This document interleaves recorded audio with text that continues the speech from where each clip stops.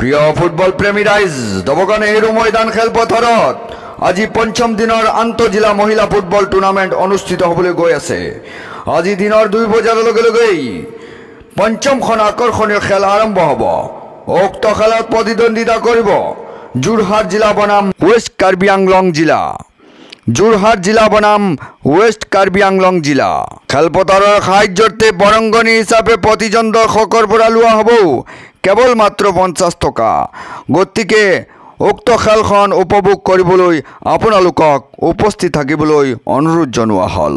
ধন্যবাদেৰে দবকা ক্ৰীড়া সন্থা আৰু হোজাই জিলা ক্ৰীড়া সন্থা।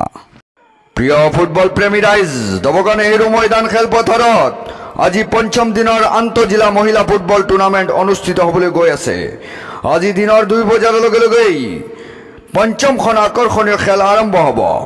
উক্ত খেলত প্ৰতিদ্বন্দ্বিতা কৰিব যোৰহাট জিলা বনাম ৱেষ্ট কাৰ্বি আংলং জিলা। যোৰহাট জিলা বনাম ৱেষ্ট কাৰ্বি আংলং জিলা।